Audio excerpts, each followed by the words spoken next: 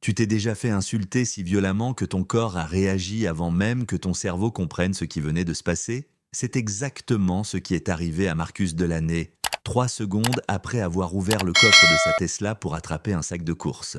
Un gamin d'à peine 19 ans, le genre polo de marque, sourire de fils à papa, téléphone à la main, s'est approché et lui a craché: «Sale noir de merde, file cette bouffe et dégage d'ici.» Ouais, ça commence comme ça. Un dimanche après-midi, en plein cagnard, dans un quartier qui s'appelle Brookridge Hollow, un nom qui sonne comme des limonades fraîches et des barbecues en famille. Sauf qu'en réalité, c'est racisme poli, groupe Facebook privé et HOA transformé en outil de terreur. Marcus venait d'emménager, nouvelle maison, nouveau poste, nouvelle vie. Ce que Tanner Whitmore, fils chéri de Judith Whitmore, présidente toute-puissante du HOA local, ne savait pas, c'est que le soi-disant livreur qu'il essayait d'humilier en direct était en réalité le nouveau chef de la police du comté. Et chaque mot qu'il avait prononcé était enregistré. Pas seulement par la caméra discrète de Marcus, non, mais aussi par le propre live stream de Tanner, suivi par plus de 50 000 abonnés. Ouais, t'as bien entendu? Mais revenons un peu en arrière. Marcus ne s'était pas installé là par hasard. Il avait étudié les archives, analysé les données, repéré les schémas. Il avait vu les familles du noir ou asiatiques s'installer, puis se faire étouffer à petit feu par les infractions inventées, les inspections surprises, les agents immobiliers qui conseillaient de vendre. Une ville de type Sundown moderne. Sauf qu'au lieu de panneaux interdits aux Noirs après le coucher du soleil, c'étaient des groupes de voisinage et des comités de quartier. Alors, quand on lui a proposé le poste de chef de la police, il n'a pas vu ça comme une opportunité de carrière. Il l'a vu comme une mission. Et il a commencé dans le silence.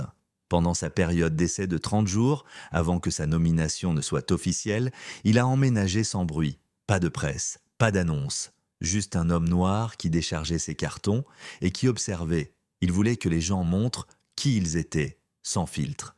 Et ils l'ont fait. Le premier, Tanner, qui s'est pointé, téléphone en main, en hurlant des insultes racistes, en essayant de piquer ses courses.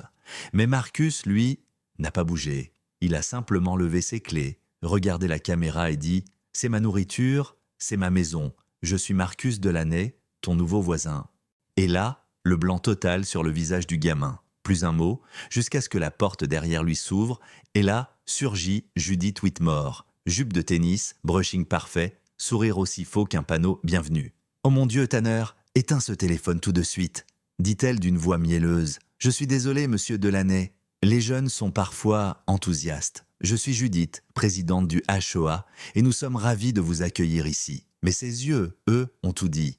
Elle a vu la Tesla, les courses bio, la posture militaire, et elle a compris. Il n'était pas à sa place. Et ça l'a terrifiée. Mais Judith n'était pas une simple voisine intrusive. Non, c'était une stratège. Au cours des 3 dernières années, Marcus allait découvrir qu'elle avait expulsé au moins 3 familles noires à force de harcèlement juridique, de faux rapports et de manipulation foncière. Et grâce à Madame Zhang, une voisine taïwanaise victime des mêmes méthodes, il a mis la main sur les preuves. Mais attends, parce que Marcus, il n'a pas appris à se battre contre l'injustice dans les bouquins. Il l'a appris dans l'armée, à la dure.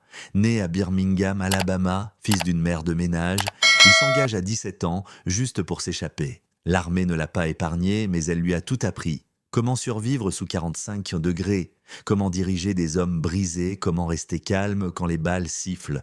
Il a vu des amis mourir, il a vu des injustices commises par des uniformes, parfois les siens. Mais surtout, il a appris à attendre, à écouter, à filmer au lieu de réagir. Et quand Judith et son fils ont commencé leur petit cirque, il n'a rien dit. Il a regardé, et bientôt, le FBI aussi. Parce que Tanner, ce génie, avait bâti une communauté en ligne autour de ses vidéos de surveillance de quartier. Mais ses followers ne savaient pas que chaque clip devenait une preuve. Et Judith, elle finançait des HOA similaires dans 6 autres États via des sociétés écrans. Discrimination raciale, plus escroquerie immobilière, un vrai réseau mafieux. Le déclic final? Un lundi soir. 4 jeunes, dont Tanner, débarquent chez Marcus, en live, pour taguer son garage de graffiti raciste. Mais Marcus les filme de tous les angles avec son drone de surveillance. Le lendemain, Madame Zhang revient, avec une clé USB. « C'est les archives du cloud du HOA, dit-elle. Ils ont oublié de les effacer. » des vidéos de Tanner en train de planter de fausses preuves, des réunions à Shoah où il planifie qui ciblés, des mails coordonnés avec des agents immobiliers.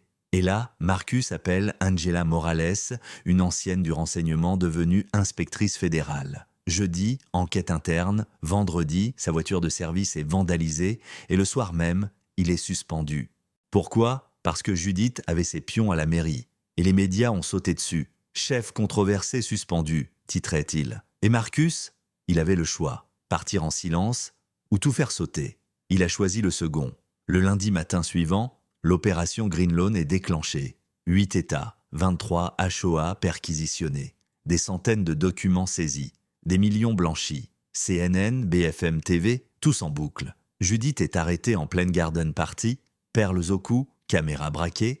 Tanner, inculpé pour crimes de haine, harcèlement, violation des droits civiques. Mais après l'euphorie, le retour de bâton, des voisins le félicitent, d'autres le menacent, des lettres anonymes, des appels nocturnes. Kyle Reynolds, un flic honnête qui l'avait soutenu, muté, voiture vandalisée, et Marcus, invité à la télé, célébré, critiqué, on l'interrogeait sans cesse.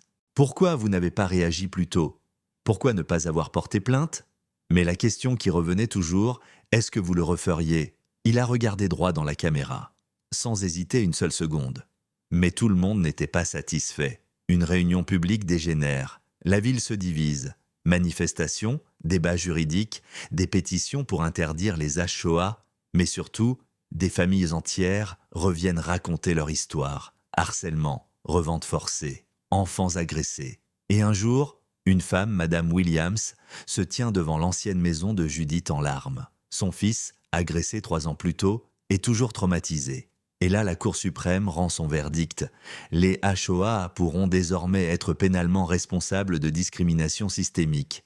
Des lois changent, des inspections sont imposées. Et Brookridge Hollow, transformé, Judith en prison, Tanner radié de toute plateforme. Les barbecues remplacent les dénonciations. Et Marcus, il démissionne, s'éloigne. Et 1 an plus tard, il regarde des enfants multicolores jouer dans la rue. Il sourit, parce que là où le racisme criait, la paix résonne, mais juste quand on croit que c'est fini, un nouveau HOA apparaît, dans un autre comté. Même règle, même discours, nouveau nom. Et Marcus, il prend son téléphone et recommence à filmer. Et vous, à la place de Marcus, auriez-vous pardonné ou combattu ? Partagez vos pensées en commentaire, parce que parfois, le silence n'est pas la paix, c'est juste la tempête qui attend.